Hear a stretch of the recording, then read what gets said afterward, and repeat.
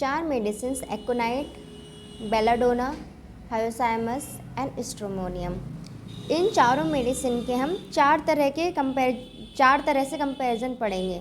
तो पहला हम जो इन चारों में कंपैरिजन पढ़ेंगे वो है फियर, एप्रीहेंशन, एंजाइटी का। दूसरा है डिप्रेशन, सैडनेस, मेलनकोली का। और तीसरा जो पार्ट है वो है सस्पिशियस, मिसट्रस्ट का। और जो चौथा है वो है सेल्फिशनेस, एनवी और जेलेसी का। तो सबसे पहले हम शुरू करते हैं फियर, एप्रीहेंशन और एंजाइटी से इन चारों मेडिसिन के। तो एकोनाइट का फियर कैसा है? फियर ऑफ द डार्क, अंधेरे से डर लगता है। To go where others are, जहाँ दूसरे वहाँ जाने से इसको डर लगता है। Of death, of the future, of a recovery, crossing a busy street, loss of regions.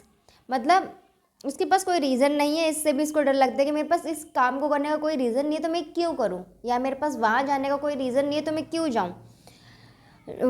जहाँ बहुत ज़्यादा भीड़ भाड़ होती है उस रोड को क्रॉस करने से डर लगता है, रिकवरी से डर लगता है, फ्यूचर से डर लगता है कि क्या होने वाला है, डेथ से डर लगता है। तो इस तरह के एकोनाइट के फियर हैं। डिस्पोज टू बी फ्राइटेंड, बहुत जल्दी डर जाती है। एलिमेंट्स फ्रॉम फ्राइट, डर से ही इसको दिक्कतें शुरू होने लगती हैं। ठीक है, तो डर इसका इतना प्रोमिनेंट है तो इसको डर से दिक्कतें भी शुरू हो जाएंगी। इवन रिमोट मतलब एक जगह से दूसरी जगह चेंज होने से भी इसकी दिक्कतें शुरू हो जाएंगी। स्पेशली जॉइंडिस, एंजाइटी, ये इसमें देखने को मिलती है। Inconsolable may be followed by total apathy with piteous wailing with cold sweat, extreme timidity specially after fright shows itself in countenance.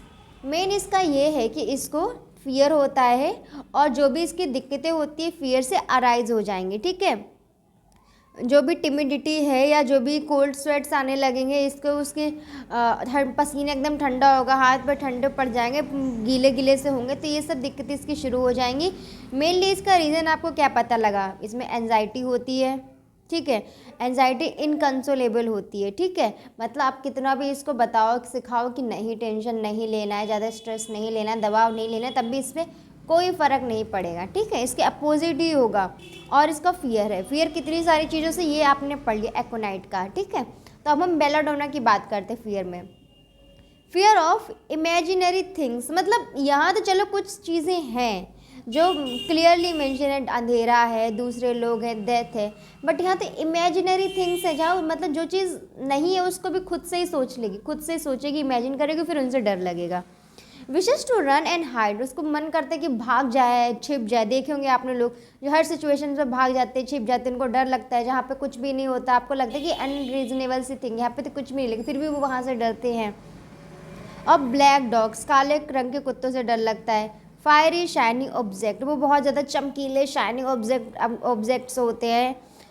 Objects in delirium, approaching death, और मतलब डेथ में इसका सेम है, इसको डेथ से डर लगता है, बट इसमें अप्रोचिंग डेथ है, मतलब इसको लगता है कि डेथ करीब आ रही है, डेथ को अप्रोच करने से डर लगता है। तो मतलब ये कोई भी डेंजरस चीज़ नहीं करेगी जिससे इसको लगेगा ये बहुत डेंजरस है। ठीक है, with anxiety, continual restlessness and desire to escape. तो इन दोनों में क्या अंतर है? इसमें डर है और फ्राइटेन, डर जाएगा, डर से इसकी दिक्कतें शुरू हो जाएंगी। इसमें क्या है, ये इमेजिनरी चीज़ें हैं। ठीक है, एंजाइटी बनी रहेगी और उस जगह से भाग जाना चाहेगी। ठीक है, बीमारी नहीं है इसमें इसकी तरह एकदम से बीमार होगी, ये उस जगह से भाग जाना चाहिए। कंटिन्यूअस रेस्टलेस हो जाएगी, मतलब हाथ हिल रहे हैं, पैर हिल रहे हैं, एक जगह से दूसरी जगह राउंड लगा रही है, भाग रही है। Desire to escape, tormented by terrible anxiety, इतनी ज़्यादा एंजाइटी इसको होगी कि उसकी एंजाइटी इसको खुद को ही दिक्कत होने लगी, एकदम से रेस्टलेस हो जाएगी, अनलिमिटेड थॉट्स आएंगे कि मैं क्या करूँ क्या ना करूँ, बस इस तरह का। टिमोरस इंसैनिटी, एकदम से पागलपन इसका चढ़ जाएगा। Sometimes desires death rather than fear से, समटाइम्स इसको ऐसा लगता है कि इतने ज़्यादा डर से अच्छा है कि मुझे मौत ही आ जाती है, इस तरह का सोचती है। हायोसाइमस का fear of being left alone, अकेले रह जाने से इसको डर लगता है। ऑफ बीइंग पॉइजन, या कोई इसको जहर दे देगा, इससे डर लगता है। टू ईट और ड्रिंक व्हाट इज़ ऑफर्ड, दूसरों की दी हुई चीज़ें खाएगी नहीं पिएगी, क्योंकि इसको लगता है कहीं किसी ने कुछ मिला ना दिया हो, पॉइजन ना कर दिया हो। ऑफ बीइंग बिट्रेड और इंजर्ड, दूसरे से धोखा लेने से इसको धोखा मिल जाएगा इसलिए डर लगता है, चोट लग जाने का डर लगता है। Of syphilis with anguish, horrid anguish, fits of anxiety, anxious apprehension and chronic fearfulness, consequences of fright. Hyoscyamus का जो फेयर है वो क्रॉनिक होगा और फेयर की वजह से इसके बहुत ज़्यादा दिक्कतें शुरू हो जाएंगे, कॉन्सिक्वेंसेस होंगे फ्राइट के। बट इसका एक अलग लेवल का फ्राइट है। यहाँ पे आपने अब तक पढ़ा, इसका जो डर है ये अलग टाइप का है, इसका डर अलग टाइप का है, इसका डर अलग ही टाइप का है। तो यहाँ कैसे कैसे तीनों में डर है, लेकिन तीनों का तरीका डरने का अलग अलग है। यहाँ तो अकेले से ही डर लग रहा है कि जहर खाने से डर लगता है, दूसरों की दी हुई चीज़ें भी खाएंगे नहीं पिएंगे क्योंकि डर लगता है कि कहीं उसमें कुछ मिला ना हो, धोखे से डर लग रहा है, चोट लगने से डर लग रहा है, इन सारी चीज़ों से डर लग रहा है इसको। अब स्ट्रेमोनियम की हम बात करते हैं। मैनी फियर्स कनेक्टेड, बहुत सारे कनेक्टेड होते हैं इसके fears with his distorted mental state. अब इसकी जो मेंटल स्टेट है बहुत ज़्यादा ठीक नहीं, स्टेबल नहीं है, अनस्टेबल है। तो इस अनस्टेबल मेंटल स्टेट के पीछे रीज़न क्या है? बहुत सारे फियर्स हैं इसके। दैट ही इज़ अलोन, इसको लगता है कि वो अलोन है, अकेला है, एंड इज़ फ्राइटन, और डरा हुआ है। He is going to fall, वो गिरने वाला है। Something will fall on him, और या फिर इसको ऐसा लगता है कि कुछ उसके ऊपर गिर जाएगा। Move suddenly to avoid animals that pursue him, मतलब जो भी उसको लगता है उसके आगे पीछे एनिमल्स है उनसे दूर हटेगा, ठीक है, उनसे भी इसको डर लगेगा। His features reflect the fright and terror of his visions, उसका लगेगा मतलब उसको देख के लगेगा कि इसके सामने ये जो चीज़ है इस चीज़ से इसको डर लग रहा है। आफ्टर फ्राइट मानिया, मेलनकोलिया, एपिलेप्टिक अटैक्स, स्पाज्म और कोरिया। अब इस डर के बाद इसको एपिलेप्टिक अटैक या कोरिया किसी तरह का मसल स्पाज्म देखने को मिल सकता है। तो इसमें ये है, इसमें मल्टीपल टाइप्स के होते हैं कि किसके ऊपर कुछ गिर जाएगा, इसको जानवरों से भी डर लगेगा, तुरंत वहाँ से हट जाए, कुछ इसके ऊपर गिर रहा है, कुछ हिल रहा है, ठीक है, कुछ ना कुछ इसके साथ होने से इसको डर लग रहा है कि हाँ भाई मैं जहाँ भी हूँ सुरक्षित नहीं है, आगे कुछ है, पीछे कुछ है, कुछ ना कुछ हो रहा है। जैसे मूवीज़ में देखते हैं कि हमको लगता है कि भूत है, आगे कुछ गिर जाएगा इसके ऊपर। तो ये इसी टाइप का इसका स्ट्रेमोनियम का अजीबोगरीब फियर है, इसकी वजह से ये मेंटली अनस्टेबल हो जाता है। तो यहाँ पे चारों के फियर एकदम अलग अलग हैं। तो अब हम नेक्स्ट जो है डिप्रेशन, सैडनेस, मेलनकोली, इसकी बात करते हैं। एक्वानाइट का डिप्रेशन कैसा है? अनहैप्पीनेस, बिल्कुल खुश नहीं है, वही चिंता करता है, despair, specially in delirium, delirium की स्टेट में बहुत ज़्यादा इसकी स्थिति खराब होती है। मॉर्निंग कुछ ना कुछ आवाज़ें निकलती रहेंगी। एंशियस, लेमेंटेशंस, क्राइज, टीयर्स, आंसू आते रहेंगे। कंप्लेंट्स, ग्रोन्स, रिप्रोचेस, मतलब कंप्लेंट करता रहेगा, ठीक है, और कुछ ना कुछ बताता ही रहेगा अपने बारे में कि यार ये चीज़ है, मुझसे इससे दिक्कत है, ये है, वो है। Sadness with solitude and anxiety, और इससे इसको क्या हो, अकेलापन सा फील होता है, ये बहुत अकेला रहता है। डिस्पोजिशन टू बीप, इसका रोने वाला डिस्पोजिशन होता है। Music makes her too so sad that it is unbearable, aconite का ये चीज़ होता है कि इसको म्यूज़िक बिल्कुल पसंद नहीं होता। लोग मोस्टली क्या करते, गाने सुनते ताकि उनका मूड ठीक हो जाए, बट इसको म्यूज़िक सुनने से इसका मूड और ख़राब हो जाता है। मतलब म्यूजिक सुन ही नहीं सकती, एकदम अनबियरेबल होता है, असहनीय होता है। ये इसका बहुत अच्छा पॉइंट है डिप्रेशन में। ऑल्टरनेट गैटी एंड ग्लू, मतलब ऑल्टरनेट होती रहेगी, मतलब थोड़ी देर पहले सैड है, ठीक है, बहुत दुखी है, फिर कुछ टाइम बाद थोड़ी सी आपको लगेगा अरे ये तो बहुत सही है, फिर उसके बाद दिखेगा कुछ टाइम बाद फिर से सैड है, फिर सही हो जाएगी, फिर सैड होगा। तो ये इसका जो फेज़ है ना, हैप्पी एंड हैप्पी वाला, ये ऑल्टरनेट होता रहेगा। तो ये एक्वानाइट की सैडनेस है। अब हम बेलाडोना में जाते हैं। Melancholy with grief, hypochondriacal humour, moral dejection, discouragement with hysteria, lamentation, groans, cries, dejection and weakness of mind and body, depression or too great hilarity, weary of life, wishes to drown herself, sudden changes from merry mood to quiet meditation or active delirium, morose and serious or undue and excessive laughter, excitable mood easily brought to tears. तो इसका पूरा का मतलब ये है कि इसका fear कैसा है, एकदम से कभी इसको लगेगा कि यार अब मुझसे कुछ नहीं हो सकता, एकदम चीज़ों को अवॉइड करने लगती है, एकदम से डिस्करेज हो जाती है कि नहीं कुछ मतलब ही नहीं है, एकदम से हिस्टेरिक हो जाती है, कुछ ना कुछ करने लगती है। एकदम माइंड और बॉडी में वीकनेस आ जाती है। अगर इसकी बॉडी की बात करें तो एकदम से बैठ जाएगी, मुझसे नहीं चला जा रहा, मैं क्या करूँ। माइंड की बात करेंगे तो माइंड ऐसा हो जाएगा, मैं क्या करूँ, मुझे कुछ समझ नहीं आ रहा है। एकदम माइंड, मतलब आपको इसकी शक्ल देख के लगेगा कि बस कितनी डरी सहमी है, इसकी बॉडी एकदम से सिकुड़ी हुई है, माइंड में बस कुछ नहीं है, इस तरह की इसकी कंडीशन हो जाएगी। और अब इसको अपनी लाइफ से ही दिक्कत होने लगेगी, यार मेरी लाइफ क्या है, वेरी ऑफ लाइफ, ये जो वर्ड यहाँ पे लिखा है मतलब क्या है, अपनी लाइफ से बहुत ज़्यादा दुखी होगी, अपने आप को डुबा देने की कोशिश करेगी।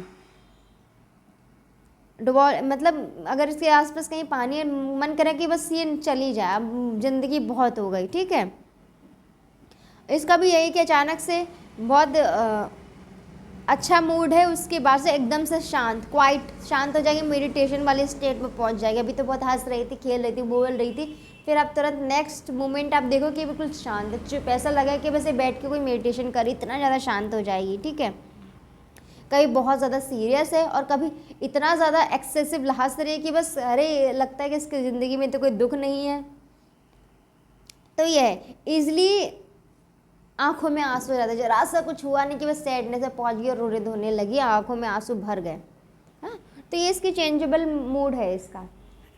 अब हम हायोसाइमस की बात करते हैं। Melancholy, great variety of melancholic manifestations after disappointment, love और fits of passion with rage or disposition to laugh at everything gradually develops into true madness. Morose dejection, despair whines but does not know why.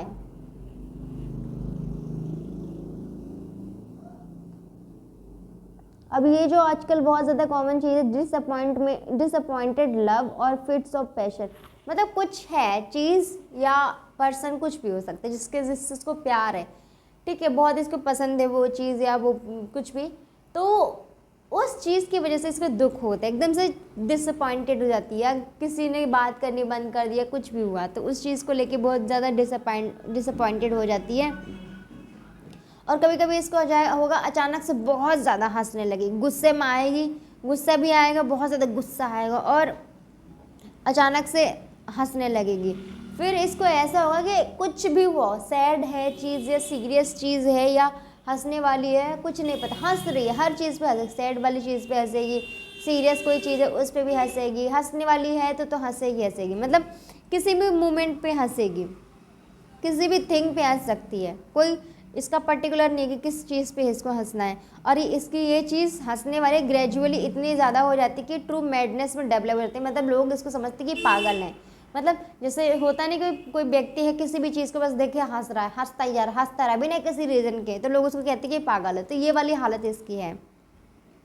और ये चीज़ों को देख के रोएगी, complain करेगी, मैं करके रोती रहेगी, बट इसको नहीं पता है क्यों रो रही है, क्यों उदास है, क्यों ये इतना चिड़चिड़ा रही है, नहीं पता, बस ये चिड़चिड़ा रही है बहुत ज़्यादा।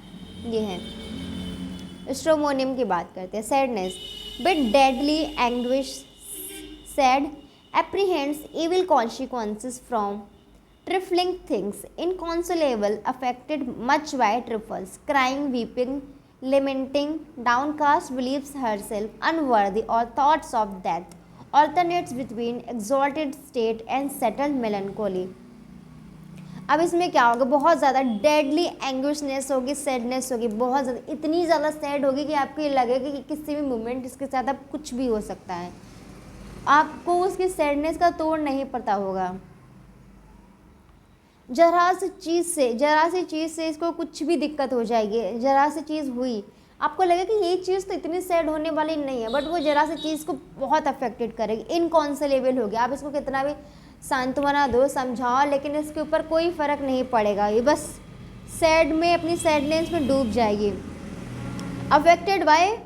अफेक्टेड मच बाय ट्रिपल, जरा सा भी, मच ट्रिपल से मतलब होता है मतलब जरा से भी कुछ भी क्या कहते हैं ना कि 1% भी कुछ हुआ है, ठीक है, लाइफ में कुछ ऐसा कि यार ठीक है कोई चीज़ है, इसकी कोई चीज़ गिर गई, टूट गई, या कुछ इसको नहीं मिला, तो छोटी मोटी चीज़ें जो होती है जो हम आए दिन इग्नोर कर देते हैं, उन चीज़ों से भी इसको बहुत ज़्यादा फ़र्क पड़ता है, रोएगी, बहुत ज़्यादा चिल्लाएगी, ठीक है, और ऐसा बिलीव करे कि वो इस चीज़ की वर्दी नहीं है, मतलब वो इस चीज़ के लायक नहीं है, और उसको लगे कि मैं इस चीज़ के लायक नहीं हूँ, मैं अब क्या करूँ, उसको थॉट्स आएंगे डेथ के, कहेगी कि मैं मर ही जाती हूँ इससे अच्छा, तो ठीक है, कभी कभी लगेगा कि हाँ उसकी स्टेट एकदम से ठीक हो गई है, ठीक है, कि हाँ ओके उसने अपने आप को संभाल लिया, ठीक है, बट इसके बाद ऑल्टरनेट करके स्टेट आएगी कि नहीं संभाला है अभी इसको लगता है कि अभी मर जाएगी, तो ऐसे स्टेट इसकी चलती रहेगी, थोड़ी देर को लगता है कि सही है, फिर थोड़ी देर बाद एकदम से फिर से वैसी हो जाए कि बस अब कुछ समझ नहीं आ रहा, बस इसकी ज़िंदगी ओवर। अब हम थर्ड अपने पॉइंट पे आते जो कि है सस्पिशियस और मिसट्रस्ट। तो एकोनाइट का जो शक करने का तरीका है वो क्या है? Misanthropic, anthropophobia, shuns people, no affection for anybody, मतलब बिल्कुल डिसकनेक्टेड हो जाती है पीपल से। मतलब अगर इसको शक है तुम्हारे ऊपर, नहीं मतलब इसको तुमसे एकदम से इसका जो अफेक्शन है, लगाव है तुम्हारी तरफ, चला जाएगा सब। डिस्पोजिशन, अब बात करते हैं यहाँ पे बेलाडोना की। Disposition fearful, mistrustful, suspicious, apprehensive, wants to run away, dread of society. ये मतलब अगर इसको कुछ भी ऐसी बात है, आपने मिसट्रस्ट किया है इसके ऊपर, डर लगेगा इसको, ठीक है, एकदम से आपसे भरोसा करना बंद करेगी, शक करेगी, ठीक है, और अब लगेगा इसको कि मैं भाग जाऊँ यहाँ से, मेरी इससे रही बन रही है, मेरे को पसंद नहीं आ रही है जगह, मगर मेरे को ये पर्सन पसंद नहीं आ रहा, तो मैं यहाँ से भाग जाऊँ, मेरे को बात नहीं करनी, मैं चली जाऊँ।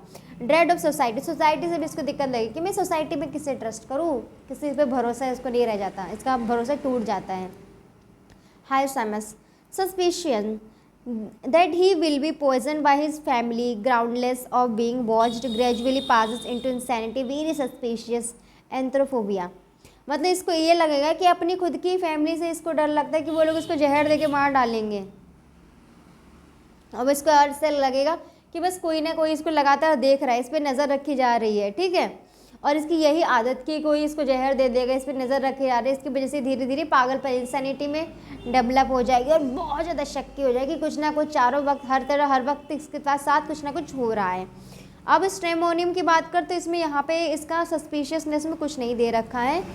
तो हम लास्ट अपने फोर्थ टॉपिक की बात करें जो कि है सेल्फिशनेस, एनवी और जेलिसी। मतलब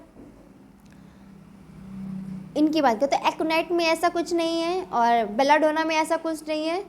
अब किस में है? साइमस में जेलसी, जलन हो रही है बहुत ज़्यादा, मतलब दूसरे से अपने आप को कंपेयर कर रहे हैं, ईर्ष्या हो रही है, jealousy with rage and the attempt to murder, इतनी ज़्यादा जलन है, गुस्सा है कि बस मारने की भी कोशिश करेगी तुमको, मार डालने की। विद इरोटिक मैनिया, इतना ज़्यादा पागलपन वाला इस पर भूत सवार हो जाएगा। कॉज सीरियस इलनेस और violent threatening nervous symptoms, unfounded jealousy, मतलब इसकी वजह से इसको इतने ज़्यादा दिक्कत हो जाएगी, सीरियस इलनेस हो जाएगी, ठीक है, और इसके जो मेंटल सिम्टम्स, नर्वस सिम्टम्स इसके दिखाने लगेंगे। और जब आप इसको फाइंड आउट करेंगे तो पता लगेगा इसके अंदर बहुत ज़्यादा जेलसी है किसी चीज़ को लेके, किसी पर्सन को लेके, जिसकी वजह से इसके इतने सारे सिम्टम्स जनरेट हो गए मेंटल लेवल पे। स्ट्रेमोनियम की बात करें तो सेल्फ विल एंड ऑब्स्टिनेंसी, बहुत ज़्यादा ज़िद्दी है, और सेल्फ विल मतलब खुद का है कि मतलब सेल्फिशनेस है इसके अंदर, अपना काम बनता, बस ये वाला है, अपना काम बनता है, इसको बस अपने आप से मतलब है, और ज़िद्दी है, अपने आप से मतलब है बस।